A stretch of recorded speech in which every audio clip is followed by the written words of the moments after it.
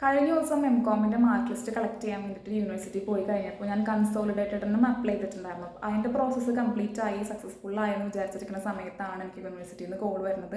എൻ്റെ 3rd സെമസ്റ്ററിൻ്റെ mark list എൻ്റെ കോളേജിൽ തന്നെ ഉണ്ട്, അത് കളക്ട് ചെയ്തിട്ട് മെയിൽ അയച്ചാൽ മാത്രമാണ് എനിക്ക് കൺസോളിഡേറ്റഡ് കിട്ടുള്ളൂ എന്ന് പറഞ്ഞിട്ട്. അപ്പോൾ ആദ്യം ചോദിച്ചപ്പോൾ കോളേജിലില്ല എന്ന് പറഞ്ഞാൽ പിന്നെയും അവിടെ പോയി ചോദിക്കണം എന്നാണ് യൂണിവേഴ്സിറ്റിക്കാർ പറയുന്നത്. അപ്പോൾ ഇനി അവിടെ പോയി ചോദിച്ചിട്ട് അത് മേടിച്ച് മെയിൽ അയക്കണം.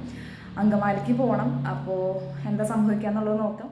KSRTC ബസ്സിനാണ് ഞാൻ പോയത്. അങ്കമാലി എത്തി അവിടെ നിന്ന് കോളേജിലേക്ക് ഓട്ടോയ്ക്കാണ് പോയത്. കുറച്ച് നടക്കാനുണ്ടായിരുന്നു. കോളേജിലെത്തി അവിടെ മാമിനോട് സംസാരിച്ച് കഴിഞ്ഞപ്പോൾ എൻ്റെ മാർക്ക് ലിസ്റ്റ് അവിടെ ഉണ്ട്.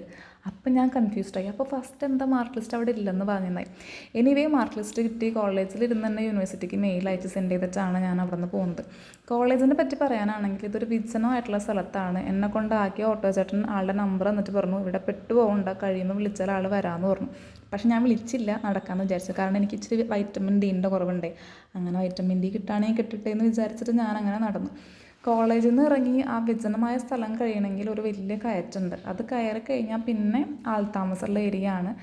നടന്ന് ക്ഷീണിച്ച് കഴിഞ്ഞപ്പോൾ ഞാനൊരു കടയിൽ കയറിയിട്ട് ഒരു പരിപ്പ് വടയും ഒരു നാരങ്ങ വെള്ളവും കുടിച്ചു.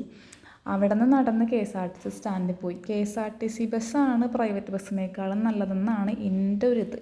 അപ്പോൾ എല്ലാം ചെയ്തിട്ടുണ്ട്. ഇനി അത് പോസ്റ്റ് വഴി വരുമായിരിക്കും. എല്ലാ പരിപാടിയും കഴിഞ്ഞ് ഉച്ചയ്ക്ക് മുന്നേ തിരിച്ചെത്തി കേട്ടോ. അപ്പോൾ അത്രയേ ഉള്ളൂ. ബൈ.